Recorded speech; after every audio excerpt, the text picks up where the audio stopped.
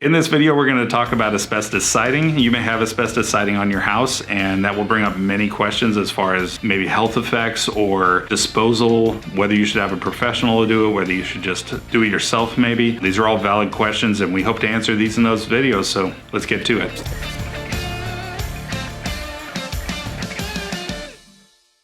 Hi, my name is Dale. I'm the installation leader here at Southwest Exteriors, and welcome to the Home Solutions channel. Today we're going to talk about asbestos and what asbestos is really fast. Essentially, it is a fibrous material that was used in building products across many industries, from cement to insulation. It was used in popcorn ceilings, siding, all kinds of things. And of course, over the years, we've discovered that that causes many health risks. COPD, mesothelioma, asbestosis are just some of the problems that you can have. So what is asbestos siding? What does it look like on your house? So asbestos siding is essentially a panel material. Usually it's about 1/4 inch thick. It has a few holes at the top where it's been nailed through. It'll look sometimes like fish scales, sometimes like natural wood. Almost all of it across the board looks like a flat panel of some sort, usually about 2 feet wide by about 18 inches tall. Varies in size because there are many different manufacturers that made it, but most installers are going to be able to identify that.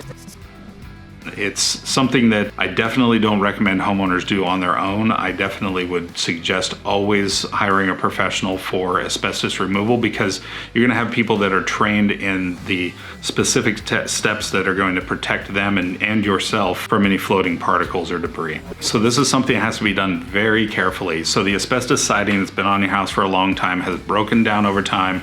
There's going to be pieces that are cracked, pieces that are broken, and you really need to take the time and care to make sure that a lot of that debris and particles of asbestos are not floating around in the air. So the first thing you're going to need to do is pry those off very, very gently. Pull the nails, get everything off. You're gonna have to wear a respirator, a whole body suit essentially. You don't want any of the particles being able to infiltrate your lungs. You do not want to be breathing that stuff at all under any circumstance.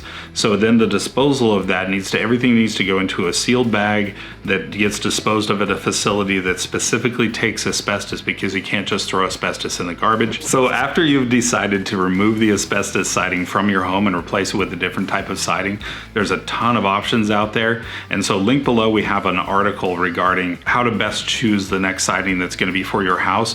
That's going to be different based on the house that you have. It may be, there's all kinds of things, from vinyl, fiber cement, there's wood, there's all kinds of things. Asbestos is not one of them. But if you, if you want some information about that, please look at the link below, and we can hopefully provide you the information to make the right choice. I can go through the whole thing again. It's not that big of a deal, apparently. So if you're thinking about replacing your, I can't speak into a camera. Yeah.